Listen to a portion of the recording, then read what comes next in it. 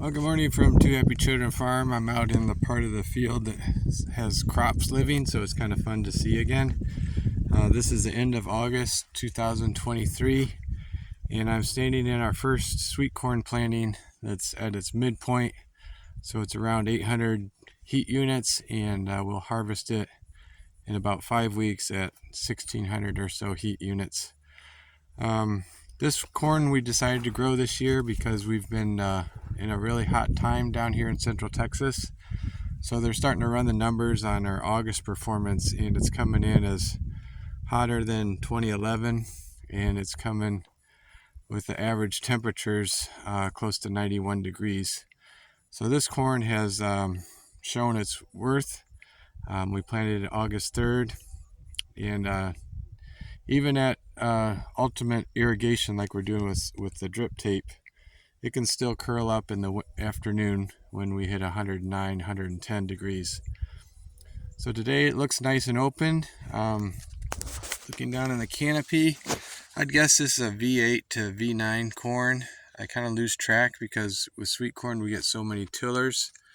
So I have to go back and look at heat units and compare that to what conventional field corn's getting. So far it's looking maybe a little short, probably got stunted from the heat, couldn't get the internodes going quite as well, but their leaves are opening up, and we're in the rapid growth phase right now. So what I've done is at V4 I took a full tissue test, and then I did another one today, and we're just going to make sure we finish this corn off with the best possible nutrition and everything else. So we got about an acre under irrigation here. This is not typical for us. Our spring field would be dry land, but with the temperatures and the heat right now, we just this is about the only crop we can grow. So that's the first planting, and then we staggered this one about 10 days later, and then this one was a week later than that, and then just planted the final group yesterday. So it'll start harvesting in early October with like November 10th finish date for that last field. Along the way I've been working on the planter, and you'll notice this row on the left and right have a lot more skips than normal. So I identified basically a seal on the vacuum on the left row, and on the right row I have a broken hose that wasn't giving me a full vacuum as well. The other 4 rows planted as normal. So that's one other thing I'll be able to get out of the way before we go plant the spring crop, and then start figuring out the hard way that it's not going to come up. This crop is good because it comes up in 5 days, so you can see your results right away and go ahead and fix it before you plant the next crop, which is what I've tried to do. So we'll see how that next crop looks.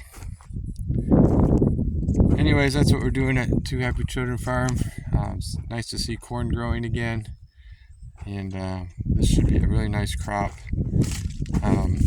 We've never carried a crop the entire way on irrigation, and it's not like I'm hoping we do that. I'm hoping we can get some September rains or some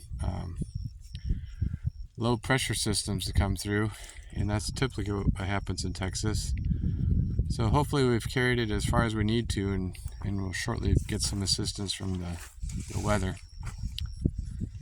Next to our sweet corn is our late planted winter squash, and again we just delayed this because in July basically every day was 105 or something.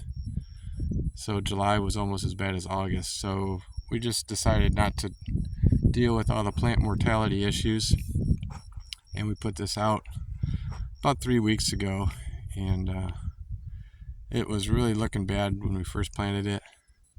But if you can get that young plant through those first few days, now we've gotten to where it's an older plant, and hopefully we're on the downside of the temperature. So thanks for watching, and I'll update some more on this sweet corn. It's kind of fun to watch.